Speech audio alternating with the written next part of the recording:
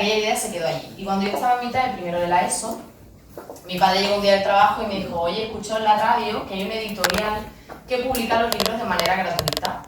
Podríamos intentar publicar tu libro de manera gratuita. Eso es lo que hoy en día conocemos como una imprenta, como autopublicación, que es lo que mucha gente muchas veces hace a través de Amazon, ¿no? La gente que autopublica suele autopublicar a través de Amazon, aunque hay otras plataformas. Entonces eso no existía, tampoco existía Amazon, por supuesto. Y intentamos hacerlo con esa imprenta. ¿Cuál fue el resultado de eso? Que esa historia, que la tenéis ahí arriba, que no os lo cuento, esa portada súper cutre, y ese libro que se llama Amor más allá de la homicida, fue ese libro que publicamos cuando yo tenía 12 años. Autopublicar significaba que lo teníamos que hacer todos nosotros. La portada, la corrección del libro, la sinopsis, que es el resumen ese que tenéis en la contraportada de la novela. Cogí a mi profesor de lengua, que se pasó el verano mío de primero a segundo de la ESO en la playa de Ayamonte, debajo de la sombrilla, con la tortilla de papa, corrigiendo ese libro. Imaginaros 300 faltas de ortografía por página. Él lo corrigió, yo luego pasé las correcciones al ordenador, cogimos mi ojo con el móvil de mi madre, la calidad de la época de un móvil, hicimos la foto y lo pintamos con el Paint. ¿Os suena el Paint? El programa este de Windows súper cutre para pintar. Pues con ese programa pintamos mi ojo de lira, le pusimos el título, lo subimos a esa imprenta, compramos 20 libros y hicimos una presentación en Ayamonte, cuando yo estaba empezando el segundo de la ESO. Yo salí muy contenta, vinieron mi abuela, mi prima, mi tía y mis dos amigas, y me fui a mi casa muy contenta porque podía terminar una historia. Y en segundo de la ESO terminé esa historia que tenéis ahí abajo, que se llama Iris, que evidentemente a raíz también se autopublicó, lo hicimos nosotros todo. Hicimos otra presentación en Ayamonte que vino la de la radio, que la de la radio era la prima de mi padre, por eso nadie lo sabía. Vino el alcalde, que era el amigo de no sé quién. Pero bueno, todo aquello fue una experiencia para mí, de nuevo porque me daba cuenta de que podía terminar una historia y seguir escribiendo. Entonces cuando estaba en tercero y cuarto de la ESO, que más o menos el curso en el que estáis ustedes, cuarto o tercero, ¿no? ¿De qué curso soy? Ah, bueno, soy de bachiller. ¿Todos sois de bachiller? Ah, digo, me habían engañado. Estáis de diferentes cursos, ¿no? Vale. Pues cuando yo estaba en tercero y cuarto de la ESO seguí escribiendo y ya entonces estaba en redes sociales, lo que os contaba al principio. Estar en redes sociales a mí me hizo no solo ganar una comunidad de lectores míos, sino también conocer gente con la que conectar y aprender cómo funcionaba el sector del libro. Os vuelvo a decir lo mismo, yo vivía en Ayamonte, Huelva, frontera con Portugal, 500 kilómetros de Madrid. No tenía nadie en mi entorno que escribiera, porque si yo vivía en Madrid, pues podía ir a una presentación de un libro y empezar a escuchar cosas. En Ayamonte esas cosas no pasaban. Y además no tenía nadie en mi familia que se dedicara al sector del libro, o sea, no tenía ni idea de cómo funcionaba esto. Pero las redes sociales me hicieron conocer escritores, editores y empezar a hablar con gente de mi edad y más mayor que yo, que de alguna manera me ayudaban a aprender, a empezar a aprender cómo funcionaba esto. Entonces yo seguí escribiendo y dije, yo ya no quiero autopublicar más. ¿Por qué? Porque cuando tú autopublicas, tus libros no llegan a las librerías. Y yo lo que quería era que mis libros estuvieran en las librerías.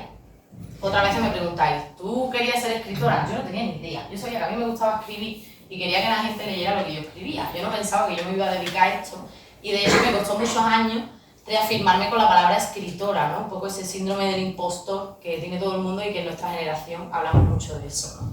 Entonces, bueno, yo terminé esa trilogía que tenéis ahí y dije, yo quiero publicarlo. Y un día, yo tercero o cuarto de la ESO, me llama la librera de Ayamonte y me dice, Maya, ha venido un editor de Barcelona que veranea en Ayamonte, ha visto tus libros, Maya de Ayamonte, en la librería de Ayamonte, y ha preguntado, ¿esta niña quién es? Entonces le he hablado de ti y me ha dicho que le interesaría hablar contigo. Total, que este hombre habló conmigo, me preguntó si yo había escrito algo y le mandé la primera parte de esta trilogía, que de nuevo literatura juvenil fantástico con vampiros, en la época todavía de Crepúsculo, ¿no? Me dijo que le había gustado mucho y que lo quería publicar.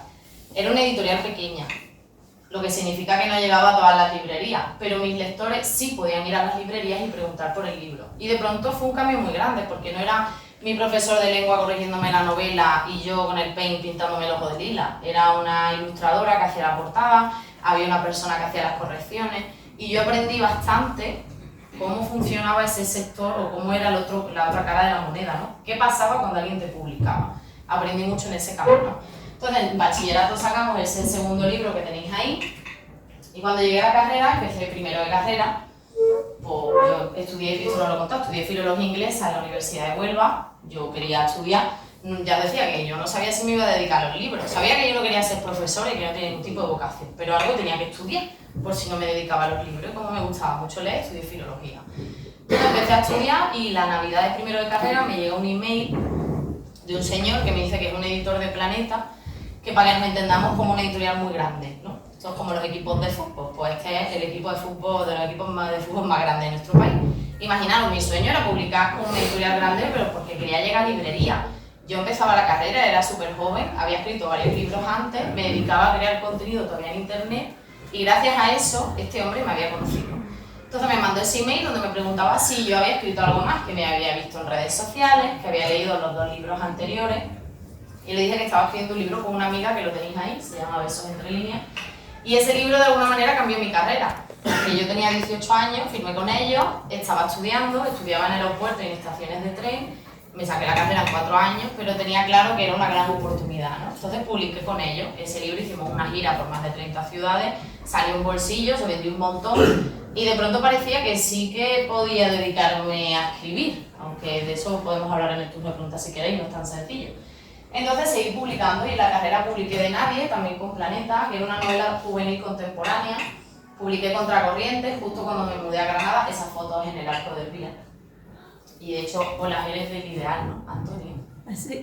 Pues justo me hizo un compañero tuyo del Ideal esa foto, que me acuerdo toda la vida en el Arco del Vila, ¿no? Entonces, bueno, yo acabo de mudarme a Granada, publicamos Contracorriente y de pronto entré en la clásica crisis, cuando terminé la carrera, en la que creo que entramos todos los artistas y todas las personas del mundo.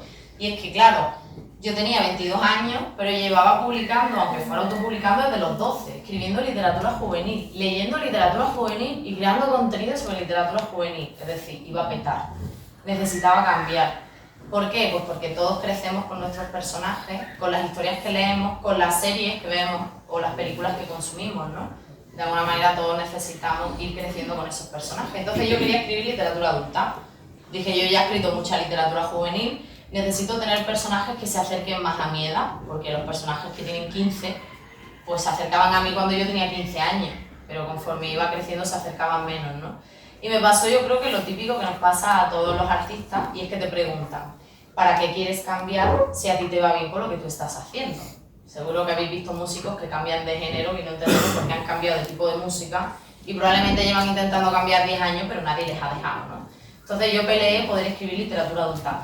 Cuando hablamos de juvenil y de adulta, no significa que ustedes, o yo me siento más cercano a ustedes que a nuestras profesoras, no podamos leer literatura adulta y que el juvenil solo lo leamos nosotras. O sea, se trata de catalogar un libro por la edad que tienen los personajes y los conflictos, pero que si os apetece leer literatura adulta me parece estupendo. Yo sigo leyendo literatura juvenil y lo haré hasta que lo muera, hasta que me muera, igual que sigo leyendo literatura adulta, ¿no? Entonces, bueno, yo quería hacer eso, quería escribir otra cosa. Y entonces llegaron mis agentes a mi vida, porque los escritores no tenemos representantes, o sea, tenemos agentes, es lo mismo, pero se llaman agentes, ¿no? Y me dijeron, Mai, ¿tú quieres escribir adulta? Vamos a hacer que escribas adulta, pero no dejes de escribir juvenil. Y dije, oye, pues a mí me gustaría escribir algún libro que se pudiera leer en los institutos, porque os decía que yo todo lo que había escrito antes, aunque era literatura juvenil, no se leía en las aulas. ¿Por qué? Pues porque los libros que leemos en clase están seleccionados y adaptados para que todos los alumnos los puedan leer. Es decir, yo cuando estaba en el instituto, no sé, me había leído El Señor de los Anillos en segundo de la ESO y tenía compañeros que no leían. Entonces, si nos ponían un libro que para mí era muy complicado para leer, imagino para mis compañeros que no habían leído un libro en su vida, ¿no? Se trata de tener un libro que todas podamos leer, que más o menos tenga el mismo nivel para todas y que además conecte con nosotras, ¿no? Entonces yo quería escribir ese tipo de historia.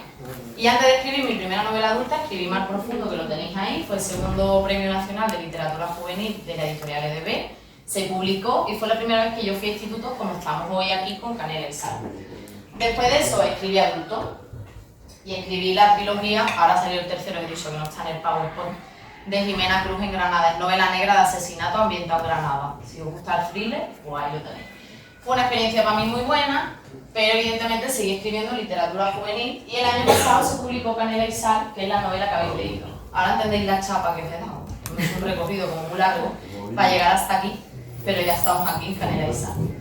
¿Fue Canela y Sal la última novela que he escrito? No, por supuesto, esta novela la escribí hace 4 años, pero se publicó el año pasado. Los tiempos editoriales no tienen nada que ver con los tiempos de la vida. Yo ahora estoy escribiendo una novela que probablemente se publicará en 3 años, o sea que trabajamos a calendario como muy a largo plazo. Pero bueno, escribí esta novela que se publicó el año pasado y ahora ustedes, muchos de vosotras y vosotros la habéis leído.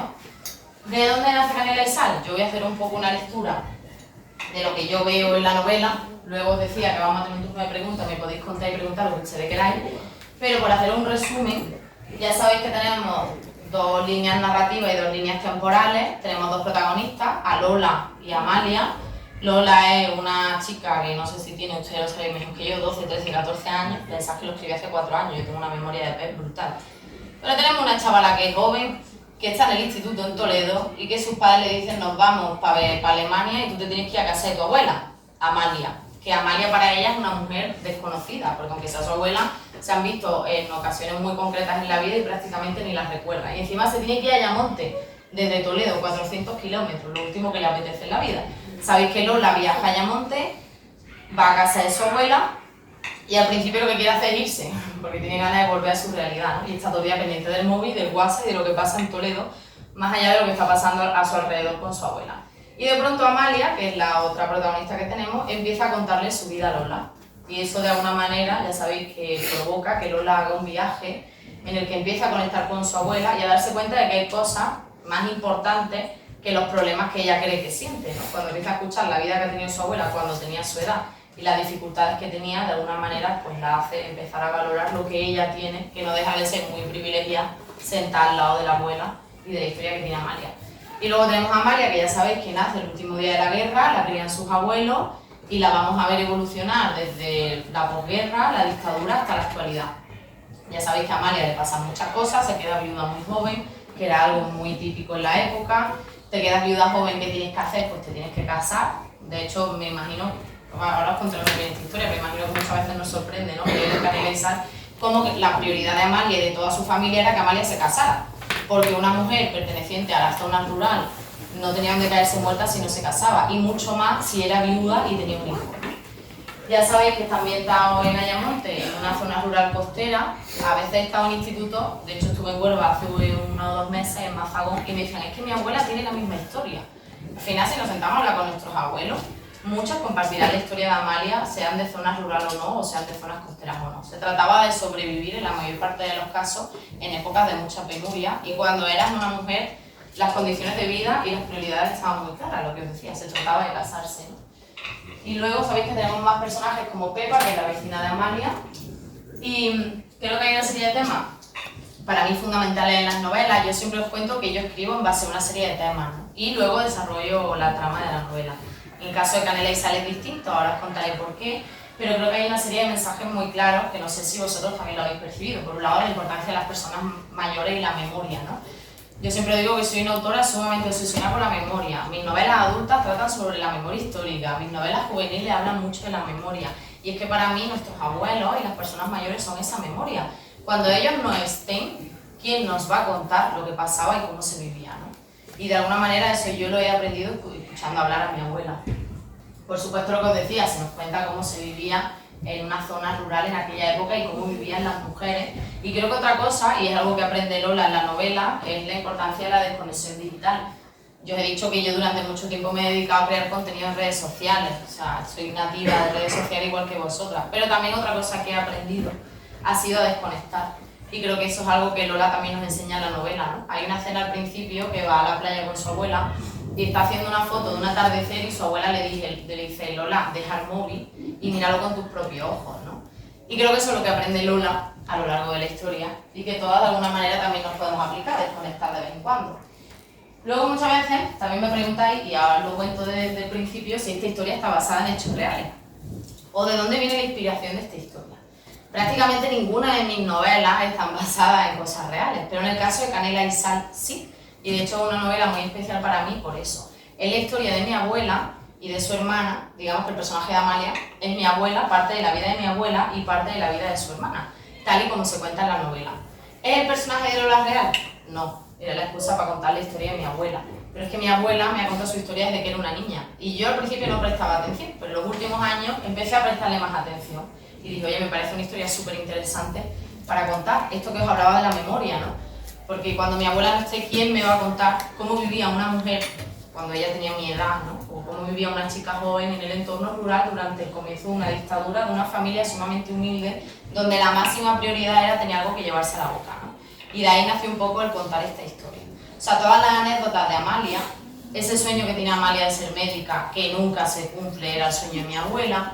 Mi abuela no se queda viuda, se queda su hermana y luego se tiene que volver a casar, ya sabéis, con alguien como Antonio, que en la novela se decía, ¿no? Por suerte Antonio era un hombre bueno, porque la prioridad en aquella época no era esa, era sobrevivir, ¿no? Ya sabéis que además hay una serie de muertes como muy tristes a lo largo de la historia y todo eso tiene que ver también, como decía, con la historia de mi abuela y de su hermana. Es verdad que yo cuando escribo esta novela fue hace 4 años y tiene que ver con eso que os decía de que mi abuela me contaba su historia. Y es que en la pandemia, pues ella vivía en Ayamonte, yo vivía en Granada, mi abuela estaba con mi tía y con su hermana, pero yo la llamaba mucho, lo típico para llenarnos los huecos todo el mundo, como estábamos cerrados en casa. Entonces mi abuela me empezó, un día hablando por teléfono, me estaba contando una anécdota y le dije, abuela, cuéntame bla bla bla bla bla, y empecé a tomar nota. Y ya llegó un momento en el que me senté a escribir Canela y Sal. ¿Ha leído mi abuela esta novela? Otra pregunta que me hacéis mucho. Sí, la ha leído y le ha encantado. De hecho, mi abuela no fue a la escuela. Amalia sí que fue a la escuela en Canela y Sal, pero mi abuela no fue a la escuela y la enseñó a leer y a escribir un pastor. Y es una gran lectora. Y ella siempre me ha dicho, lo que veréis en la novela o habréis visto, que Amalia le dice a Lola, ¿no? No somos conscientes de la suerte y el privilegio que tenemos. Y ella me decía, ¿cómo no vas a estudiar? Si mi sueño era ser médica. Y yo es que no podía, o sea, no tenía ni siquiera derecho a estudiar, ¿no? O sea, si la enseñó a leer y a escribir un pastor, imaginad. Pero bueno, lo que os digo, es súper lectora y le encantó la novela. Y esto era todo lo que yo quería contar. Ahora me gustaría saber qué preguntas tenéis vosotros y vosotras después del chapazo que yo os he dado. Alguien tiene que romper el hielo. ¿De qué viene el nombre? ¿De qué viene el nombre? Pues mira, yo soy malísima para ponerle nombre a mis novelas. Soy cero romántica cuando las... Entonces yo, todos los nombres que a mí se me ocurren son spoilers. Todos los nombres que yo he propuesto para mis libros, mis agentes me han dicho, mi editor es Mai, estás desvelando el final del libro con ese título. O sea, soy malísima. Entonces he decidido que yo ya no le pongo título a mis nombres. Yo mando mi novela y le digo a mi agente, ¿cómo lo llamamos? O a mis padres o a quien sea. En el caso de Canela y Sal fue mi padre, el que me dijo, ¿por qué no le llamamos Canela y Sal? Porque ya sabéis que Amalia vive en el barrio de Canela, que es un barrio de Ayamonte. Si vais alguna vez a Ayamonte, vais y veis la portada tal y como es, porque esa portada es una foto del río Guadiana desde la vista del barrio, ¿no? Me dijo Canela por el barrio y Sal pues, por la playa, ¿no? Y el océano, pues Canela y Sal. Y así se quedó. Yo no le doy vueltas porque a mí se me da fatal ponerle nombre al libro. Dime. Pero al final es como la receta de la abuela, ¿no? ¿Hay alguna receta tipo específica que le haya puesto por algo, por algún certificado o algo? Sí, me preguntaban que salen muchas recetas de la abuela, ¿no? Y si hay alguna receta que sea especial. Si os digo la verdad, no tengo ni idea, no me acuerdo. En su momento es verdad que mi abuela, como todas las abuelas, estoy segura, pues cocina muy bien, ¿no? Estamos muy acostumbrados a que nuestras abuelas nos cocinen comida muy rica. Entonces para mí era como muy importante poner esas escenas entre Amalia y Lola. Una de las cosas que me decía mi abuela era que yo cuando era una niña no fui a la escuela porque a mí me enseñaban a cocinar, a limpiar y a coser, porque era lo que las mujeres en aquella época teníamos que hacer, ¿no? Me decía, tú estudia, tú que puedes, estudia, ¿no? Entonces, bueno, por eso que es verdad que la cocina para muchas de nuestras abuelas es importante, podemos entender de dónde viene históricamente, ¿no? Y por eso para mí era importante que Lola y Amalia cocinaran y que de alguna manera a través de la cocina también conectaran. ¿Alguna otra pregunta? A ver, dime. ¿Cómo es que se te viene a la cabeza la idea de mezclar dos historias como la de tu abuela y su hermana en un mismo personaje? Pues la verdad que no fue una decisión fácil, porque mi abuela me decía, no, pero si es mi historia, es mi historia. O sea, no vale, claro, cuando ya lo leía decía, pero yo no me quedé en mi abuela, pero tu hermana Eulalia sí. Decía, ya, pero era mi vida, ¿no? La que iba a contar. En realidad tenía que ver con esto de contar más cosas, ¿no? O sea, mi abuela tiene vida como todas las personas mayores, tiene una vida muy interesante, pero a mí me parecía muy importante hablar del papel de la viudez cuando eras joven. Cuando eres joven a día de hoy, pero imaginaros en aquella época, siendo una mujer joven con un niño, ¿no? Y esa era la historia de la hermana de mi abuela. Por eso lo de mezclar. Dime. ¿Y el personaje de Pepa, la historia que tiene, del maltrato, no sé qué, eso está inspirado en algo o por la época? Sí, ya sabéis que Pepa es la amiga de Amalia, que vive una relación de maltrato y que cuando se muere el marido, Amalia dice a cada cerdo le llega su San Martín, ¿no? Como súper contenta. Esas son las frases de mi abuela con su amiga Pepa. Porque su amiga Pepa, que ya se murió ciega, como se cuenta aquí en la historia, que está viva en Canela y Sal, pues tuvo la historia de Pepa de Canela y Sal, ¿no? Entonces sí, está inspirado en ella, pero lo mismo, es un retrato del mundo en el que vivían nuestras abuelas. O sea, por eso lo de contarlo, ¿no? Por ser consciente de lo que os decía, cuáles eran las prioridades. Si tu marido te maltrataba, primero no te podías divorciar y segundo, si te divorciabas, ¿dónde ibas a ir? No tenías dónde caerte muerta. Un poco es la frase que me decía mi abuelo una y otra vez. Y lo voy a repetir ya se me dijo. ¿Y mi abuela quería ser médica? Sí, pero por supuesto nunca pudo estudiar. Por eso me decía lo de tú estudia. Y yo decía, abuela, yo para médica no, yo soy de letras. Pero... Lo que le pasa a Lola con Javi está inspirado en algo tuyo. ¿Lo que le pasa a Lola con Javi está inspirado en alguien mío? No, está inspirado en mis 2000 romances. Yo era mucho más despierta que Lola. Lola está empanada. No sé si os dais cuenta que es un poquito lenta en Canela y Sal. Entonces, bueno, me parece importante lo mismo. Hablar de nuestras primeras exploraciones románticas, o no primeras, ¿no? A la edad que tiene Lola, porque todo el mundo lo hemos vivido. Pero que Javi quizá es el ideal de chico que a mí me gustaba cuando yo estaba en el instituto, sin duda. ¿Alguna otra pregunta?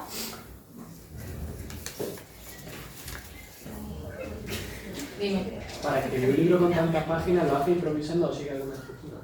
Vale, para escribir un libro de tantas páginas sigue una estructura, esa es una gran pregunta. En realidad, ¿tantas páginas es Canela y Sal o son estos tochos que hay en la mesa? Son los tochos de la mesa, ¿no? Pero bueno, yo tengo un método de trabajo. Los escritores siempre decimos que hay dos tipos de escritores, los de brújula y los de mapa, ¿no? Los de brújula son los que improvisan, de hecho de me pongo a escribir y a ver qué pasa. No me pasa porque yo soy muy virgo y muy cuadriculada. Y luego estamos los de mapa, que son los que hacemos una escaleta. Y una escaleta es un guión, capítulo a capítulo, de lo que va a pasar en la novela. Entonces yo cuando escribo, primero preparo esa escaleta, ese guión, ¿no? De todo lo que va a pasar con ese resumen capítulo a capítulo. Preparo la documentación, porque cuando escribes te documentas de muchas cosas. En el caso de Canela y Sal lo decía que había sido muy especial porque era la historia de mi abuela. Pero normalmente cuando te documentas, para las novelas adultas que tengo, Las Niñas Salvajes and Company, me toqué los archivos, hablar con especialistas de ciertos temas, ¿no? Todo eso lo hago antes. Y luego me pongo a escribir. Entonces cuando me pongo a escribir para mí es muy fácil, porque ya todo el trabajo creativo está hecho. O sea, para mí ya es como teclear, rellenar los huecos. A lo mejor preparar una escaleta me lleva 9 meses y teclear 600 páginas me lleva 2. Pero porque es que ahí no hay trabajo creativo. Para mí lo difícil siempre es unir todas esas ideas que tienes, ¿no? Y saber cómo se va a suceder la trama. Entonces yo siempre trabajo con escaletas porque soy una mujer que vive en una cuadrícula. En todos los aspectos de mi vida soy muy cuadricular y para escribir me pasa lo mismo. Y eso me ha ayudado a tener constancia. Y al final escribir, como cualquier forma de arte o cosa que queramos hacer en la vida, se trata de tener constancia. ¿Alguna otra pregunta? ¿No te pasa, por ejemplo, que escribes y ya te estoy al final y te cuentas cosas y tienes que cambiarlo todo aquí, por ejemplo? Esa tiene también estructura. Sí, vale. Me preguntaba que si no me pasa que como soy una cuadrícula andante, cuando estoy llegando al final de una novela se me ocurre una idea nueva y ¿qué hago? ¿No? Como tengo la estructura preparada, no me pasa. Pero porque yo soy muy cuadrícula, entonces yo preparo todo ese trabajo creativo antes y todas esas preguntas me las hago antes. Cuando me pongo a escribir, he aprendido a no poner en duda la escaleta, a no poner en duda lo que ya he escrito y a borrar y a volver a escribir. Aunque alguna vez te puede pasar que diga, oye, esto lo podría haber llevado por aquí, no pasa nada, te puede salir de la escaleta, ¿no? Lo que pasa es que yo soy una persona muy cuadrícula, pero muchas amigas mías que escriben, son escritoras, trabajan con escaleta, pero van cambiándolas sobre la marcha. Dime. ¿Has recibido alguna vez críticas que te hayan hecho replantearte si quieres seguir con esto o algo así? Si me preguntaba, ¿alguna vez he recibido críticas que me hayan hecho replantearme si quiero seguir escribiendo o no? Por supuesto. De hecho, ya no tanto por la escritura, sino por la exposición en redes. O sea, ya sabréis que en redes sociales es muy fácil decir de todo sin pensar quién está detrás de una pantalla. Entonces yo cuando saqué ese primer libro con Planeta, que os decía que tenía 18 años y que fue un boom, bla, bla, bla, todo eso trajo muchas cosas buenas, pero también muchísimas cosas malas. Yo nunca había estado expuesta como autora al mundo, ¿no? Y a través de las redes esa exposición es muy grande. Entonces recibí de todo. De hecho, a día de hoy recibo de todo. Buenos, malos, acosadores, he vivido de todo, ¿no? Con este camino. Pero es verdad que he aprendido a que me importe, no voy a decir qué, porque estamos en un instituto y yo soy muy mal hablada, digo muchísimas palabrotas en la vida. Entonces, bueno, me da igual. Llega un momento en el que te da igual y a mí las críticas que me importan son las de la gente de mi entorno, que te dice las cosas buenas y las cosas malas porque te quieren, ¿no? Oye, pues esto por aquí, esto por allí. Y luego lectores que te escriben con muchísima delicadeza y educación, ay, esto me ha gustado, esto no me ha gustado. Pero lo que hay en redes en general me da igual y de hecho la mayor parte del tiempo no lo miro. Creo que es lo mejor que puedo hacer. Dime. ¿Tus padres cuando le dijiste que iba a empezar a escribir y dejar, por ejemplo, la carrera te apoyaron? Sí, lo que pasa es que yo no dejé de estudiar, yo seguí estudiando, pero mis padres desde el principio me apoyaron. Cuando yo estaba en el instituto, lo que os decía, empezaron a buscar formas en las que yo podía publicar sin que nos costara un duro porque no teníamos dinero, ¿no? Y, no sé, me llevaron a sitios, a ferias del libro, ¿no? Hicieron que yo pudiera encontrarme con esa gente que yo conocía en internet. Yo muchas veces les pregunto, yo entonces no era consciente, Le digo, ¿ustedes por qué hacíais esto? Y mis padres me decían, Mai, porque había algo especial. Una niña de 12 años escribe una novela, evidentemente denota que le gustaba mucho escribir, ¿no? Y queríamos promover eso que te gustaba. Ahora bien, yo estudié mi carrera y la terminé, y mi madre siempre me ha dicho, tú te tendrías que hacer profesora. Tú opositas, vives tranquila, das clases de inglés, y yo le digo, mamá, yo tengo cero vocación pedagógica. Entonces, bueno, le ha costado un poco, pero al final ha entrado en vereda, ¿no? Entiende que yo me quiera dedicar a esto, aunque el mundo del arte es un mundo muy inestable. La personalidad de Amalia se basa en tu abuela o inventada. ¿La personalidad de Amalia se basa en mi abuela? Sí, muchas cosas son como es mi abuela y muchas cosas es como es su hermana, que es como ella me lo cuenta, porque yo a su hermana no la recuerdo, aunque ella a mí sí me conoce. ¿Se puede vivir de la escritura? Esa es la pregunta del millón. Depende del año, depende de qué autor seas y de qué libros tengas publicados. ¿Ahora mismo yo puedo vivir de la escritura? Sí. ¿Puedo vivir con un sueldo que está bien, pero que no sé qué me va a pasar el año que viene? También. Porque claro, nunca sabes, este año estás vendiendo, tus libros están vendiendo bien, pero ¿y si el año que viene no? ¿Y si sacas un libro que no funciona y nadie te lee? ¿De dónde entran tus ingresos? Pensad que nosotros cobramos una vez al año y cobramos un 10% de cada libro que se vende. O sea, no penséis que yo me llevo, no sé lo que vale Canela Isar, los 14 euros de Canela Isar, te lleva un 10%, 1,40 €, menos 15% de IRPF, menos 20% de agentes. O sea, si hacemos cuentas, son 90 céntimos por libro vendido. ¿Cuántos libros hay que vender para vivir de esto, no? Entonces, bueno, es muy complicado. Yo siempre digo lo mismo, no nos dedicamos a la escritura porque pensemos que nos vamos a hacer millonarios con la escritura. Hay otras formas de arte que dan dinero mucho más rápido que la escritura o que la literatura, pero lo hacemos porque nos apasiona. Por eso yo decía, yo durante muchos años escribía y me dedicaba a otras muchas cosas a la vez, porque me sostenía económicamente de otras cosas y eso me permitía escribir. Cuando ya tienes varios libros en el mercado que se están vendiendo y se están leyendo, empiezas a poder vivir de esto. ¿Cuánto va a durar? Ni idea. Eso es siempre la duda. Dime. ¿Cuál es el libro más y menos vendido que tienes? El libro más vendido que tengo son Las niñas salvajes, este que tenéis aquí, este es el bolsillo. Esa novela negra ambientada en Granada, esa primera parte. Y el libro que menos, no lo tengo claro, pero yo creo que sería este o este. Pero ahora mismo no tengo los números en la cabeza. ¿Alguna otra pregunta? Vale, hacemos estas dos y me pongo a firmar, ¿vale? Porque tenéis libros para firmar, que no nos da tiempo. Dime. Si tuvieras que definir tu estilo de escritura de alguna manera, ¿cómo lo definirías? Qué complicado esa pregunta. Yo soy cero metafórica y literata. Pero sí que es verdad que creo, ya dándonos más al estilo, sino creo que lo que a mí me caracteriza como autora es que yo trabajo muchas cuestiones políticas.